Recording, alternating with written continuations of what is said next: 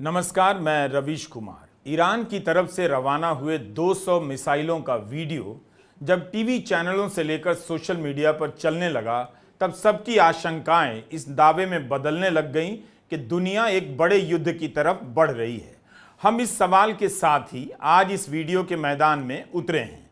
आप अंत तक देखिएगा। हम ताज़ा घटनाक्रम के साथ साथ मध्य पूर्व के अमेरिका परस्त देशों, अमेरिका और इस्राइल की दोस्ती और अलग थलग पड़े ईरान के जोखिम पर बात करेंगे और देखेंगे कि क्या वाकई उस स्केल की जंग होगी जिसकी बात एक साल से की जा रही है। अमेरिका ने कहा है कि ईरान ने इस्राइल पर जो मिसाइलें दागी हैं उसकी पूरी दुनिया निंदा करे। चूंकि अमेरिका जी ने कहा है, इसलिए आप जहां भी हैं, अगर बाथरूम में हैं, ये वीडियो देख रहे हैं तो नहाते नहाते या नहाने से पहले निंदा कर दीजिए। गोलगप्पे गटक रहे हैं तो गटकने से पहले निंदा कर दीजिए, क्योंकि अमेरिका जी ने कहा है। एक साल से गजा में इस्राइल बमबारी कर रहा है। निंदा तो अमेरिका ने भी की, मगर इस्राइल को अरबों डॉलर के साथ साथ हथियारों की सप्लाई के लिए अमेरिका की भी निंदा हो रही है। दुनिया भर में अमेरिका की निंदा हुई और अमेरिका में भी अमेरिका की निंदा हो रही है। अमेरिका के कई विश्वविद्यालयों में पर्दे के पीछे से युद्ध को भड़काए रखने, चलाए रखने की अमेरिका की नीति की निंदा हो रही है। आज दुनिया में कोई भी ऐसा नेता नहीं है जो निंदा करने से ज्यादा कुछ कर सके। फिलहाल कच्चे तेल के दाम बढ़ने लग गए हैं। जो लोग मोदी जी के लिए 500,000 रुपए लीटर पेट्रोल भराने की इच्छा रखते थे, उनके लिए यह सुनहरा अवसर हो सकता है। ईरान कह रहा है वह व्यापक युद्ध में दिलचस्पी नहीं रखता है। अमेरिका से कह रहा है कि इस युद्ध में ना उतरे। यूक्रेन के खिलाफ युद्ध करने वाले रूस ने शांति की बात की है। कमाल है। अमेरिका कह रहा है कि ईरान को कीमत चुकानी पड़ेगी। इस्राइल ने संयुक्त राष्ट्र के अध्यक्ष को अस्वीकार्य घोषित कर दिया है, पर्सोना नॉन ग्रेटा, और इस्राइल में उनके प्रवेश पर पाबंदी लगा दी है। इस्राइल कह रहा है कि दक्षिण पश्चिम लेबनान के गांव खाली कर दिए जाएं। ठीक यही गजा के समय इस्राइल की भाषा थी, जब कहा करता था 20 लाख लोग उत्तर से दक्षिण की तरफ चले जाएं।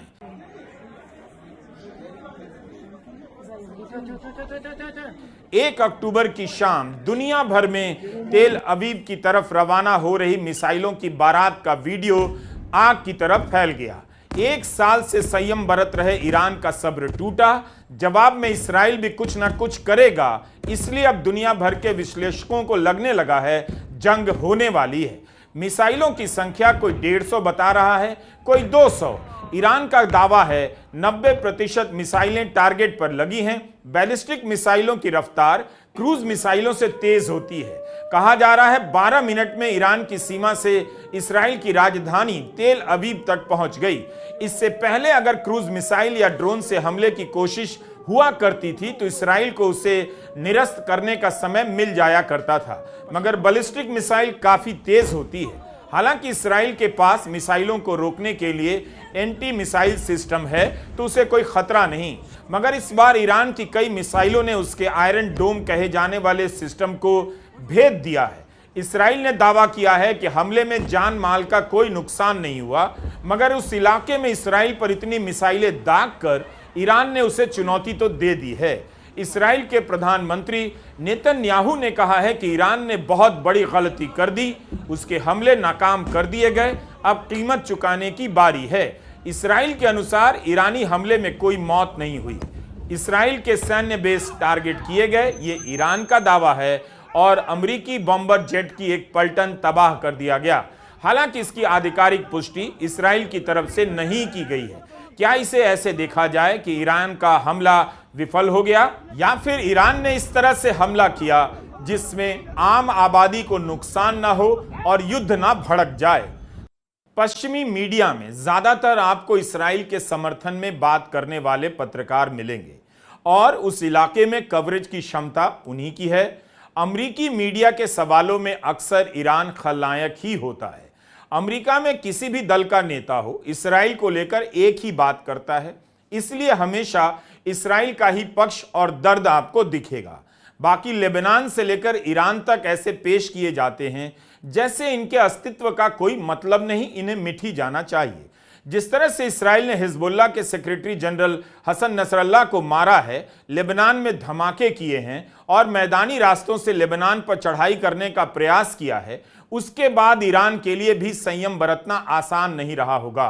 अभी तक लेबनान में इसराइल के हवाई हमले जारी हैं और वहां 700 से अधिक लोगों के मारे जाने की खबर है। जमीनी चढ़ाई भी हो रही है। ईरान फिलिस्तीन का समर्थक है और हिजबुल्लाह को खड़ा करने में उसका हाथ था। ईरान के राष्ट्रपति मसूद पेज़ेश्कियान ने ट्वीट किया है, हमें अपनी आत्मरक्षा करने का पूरा अधिकार है।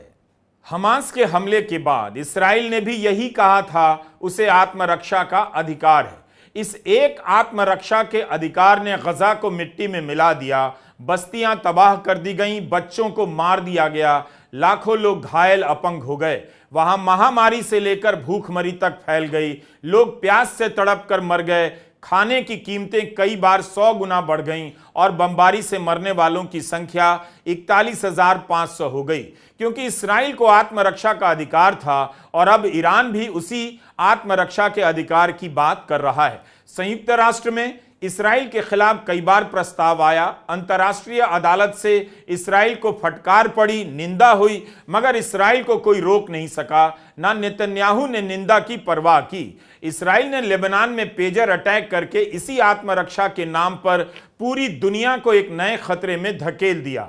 लेबनान की राजधानी बेरूत के रिहायशी इलाकों में मिसाइलें दागी गईं, सब आत्मरक्षा के नाम पर किया गया। गजा में तबाही अगर इसराइल की कामयाबी है, तो इस कामयाबी को हासिल करने के लिए इसराइल को 1 साल लड़ना पड़ा। लड़ाई अभी खत्म नहीं हुई, जारी है और यह लड़ाई एक तरफा है। लेकिन इसराइल लेबनान के साथ लड़ाई की स्थिति में आ गया है और ईरान के साथ भी लड़ाई हो सकती है। अगर दोनों के बीच जंग होती है तो यूक्रेन और रूस के बाद यह दूसरा मोर्चा होगा जहां 2 देश एक दूसरे से सीधे सीधे जंग करेंगे।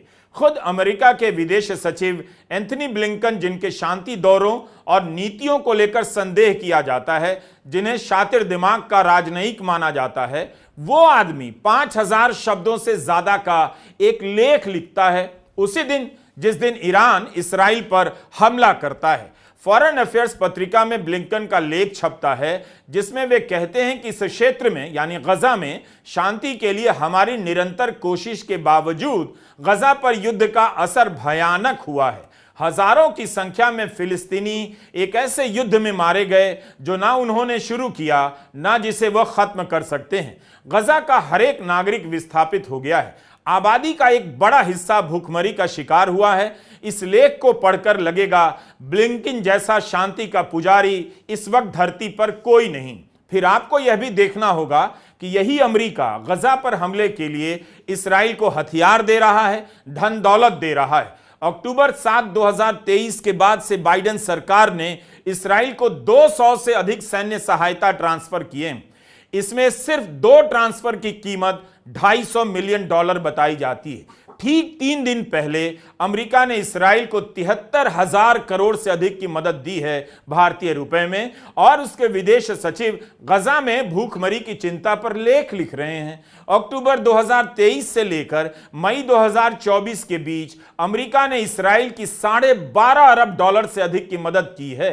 भारतीय रुपए में यह 1 लाख करोड़ से अधिक का हिसाब है। यह तो कई देशों की अर्थव्यवस्था का आकार भी हो सकता है, और हथियार की सप्लाई का वादा भी अमेरिका दोहराता जा रहा है। यानी जो हथियार दे रहा है वही लेख भी लिख रहा है कि हम शांति का प्रयास कर रहे हैं। भारत में सोशल मीडिया पर कई सारे मूर्ख हैं जो इसराइल के समर्थन में कूद रहे हैं। कोई पूछा नहीं फिर भी कूद रहे हैं। उन्हें नहीं पता कि इसके कारण अमेरिका की हथियार बनाने वाली कंपनियों का मुनाफा सैकड़ों से लेकर 1000 गुना तक बढ़ गया है। इन मूर्खों को इंसान के मारे जाने की चिंता नहीं, ना हथियार कंपनियों के मुनाफे की खबर है। ये बस आपके भीतर एंटी मुस्लिम नफरत की आग सुलगाए रखना चाहते हैं। तो इस तरह के अंतर विरोधों और विडंबनाओं से गुजरते हुए Iran, Israel, Lebanon, Syria, Yemen, Jordan, Egypt, Saudi Arab, संयुक्त अरब अमीरात, कतर, बहरीन, इतने सारे देशों की मिलीभगत, भीतरी साजिशें, लालची निगाहें, इन सबको मैं कैसे एक बार में बता सकता हूं और सब देख समझ सकता हूं। सऊदी अरब ने हसन नसरल्लाह की हत्या के बाद एक बयान जारी किया। कहा, हम लेबनान में हो रही घटनाओं पर चिंता के साथ नजर रख रहे हैं। लेबनान की संप्रभुता की रक्षा होनी चाहिए, लेकिन इस बयान में हिजबुल्लाह के कमांडर हसन नसरल्लाह की कोई बात नहीं की गई। कतर, बहरीन और संयुक्त अरब अमीरात ने हसन नसरल्लाह की हत्या पर कुछ भी नहीं कहा। अरब लीग ने 2016 में हिजबुल्लाह को आतंकी संगठन के रूप में चिन्हित किया था, लेकिन इस साल जून में इसे वापस भी ले लिया। वो भी तब जब नेतन्याहू ने संयुक्त राष्ट्र की आम सभा में कह दिया, पूरे मध्य पूर्व में ऐसी कोई जगह नहीं जहां इसराइल के लंबे हाथ ना पहुंचते हों। इसके कई मतलब निकाले जा सकते हैं। इसराइल ने मध्य पूर्व के कई देशों के कंधे पर हाथ रख दिया है, उनसे समझौते किए, उन्हें सुरक्षा देने का भरोसा दिया, धन दिया, टेक्नोलॉजी का वादा किया, और यह भी मतलब निकाला जा सकता है कि इसराइल उनके पेजर, उनके मोबाइल और उनकी सेना से लेकर सरकार तक में घुस गया है। अगर आप इस इलाके की राजनीति की जानकारी रखते हैं तो यह बात समझने में बहुत मुश्किल नहीं होगी। जब नेताओं के पास नैतिकता नहीं बची होती है तो निंदा केवल फोन की फ्लैशलाइट की तरह अंधेरे में चमकाई जाती है। दुनिया में गजा के खिलाफ इसराइल के हमले की निंदा की अपनी राजनीति है। निंदा करने वाला एक गुट निंदा के बाद इसराइल की मदद में लग जाता है और एक गुट सड़कों पर उतरता है, लगातार प्रदर्शन करता है। यह गुट बहुत शानदार है। ब्रिटेन के सांसद और लेबर पार्टी के पूर्व अध्यक्ष जेरेमी कॉर्बिन ने कहा है कि एक साल से दुनिया भर में लाखों लोगों ने अनेक बार प्रदर्शन किए, यह बात दोहराई कि युद्ध विराम हो, नरसंहार रुके। हमने चेतावनी दी कि इलाके में युद्ध छिड़ जाएगा, लेकिन किसी ने हमारी नहीं सुनी। सरकारों ने इस युद्ध को भड़काया है, उन्हें इंसान की जिंदगी से कोई मतलब नहीं। ब्रिटेन में लेबर पार्टी की सरकार बनी है, नई सरकार ने इसराइल के समर्थन में बयान दिया है। भारत ने प्रियंका गांधी और राहुल गांधी लगातार गजा को लेकर ट्वीट करते रहते हैं और इस नरसंहार के खिलाफ लिखते रहते हैं। प्रियंका गांधी ने बयान दिया है कि अमेरिका के कांग्रेस में इसराइल के प्रधानमंत्री को सम्मानित किया गया, हमें यह सब देखना पड़ रहा है। नेतन्याहू कहते हैं कि यह बर्बरता और सभ्यता के बीच की लड़ाई है। प्रियंका गांधी कहती हैं नेतन्याहू सही कहते हैं, बस बर्बरता वही कर रहे हैं और उनकी सरकार कर रही है और इसे पश्चिम की सरकारें समर्थन दे रही है। इसे देखना भी शर्मनाक है। ट्विटर छोटे से हिस्से में 70,000 टन से अधिक बम गिराए गए हैं। हम चूंकि इस विषय के एक्सपर्ट नहीं हैं मध्य पूर्व के, तो हमारे विश्लेषण में निश्चित ही कमियां होंगी। मगर जब दुनिया के एक बड़े हिस्से में एक नए मोर्चे पर युद्ध का खतरा मंडरा रहा हो, वहीं पर पहले से बमबारी हो रही हो, जिसमें लाखों लोग घायल और अपंग हो चुके हों, हजारों मारे जा चुके हैं, तो इस पर बात करने के लिए एक्सपर्ट होने तक का इंतजार नहीं कर सकता। बम गिराने वाले मानवता के साथ इतनी गलतियां किए जा रहे हैं, कोई रोक नहीं रहा। मुझे पूरा यकीन है आप मेरी 2-4 गलतियों को माफ कर देंगे, सहजता से लेंगे। नमस्कार, मैं रवीश कुमार।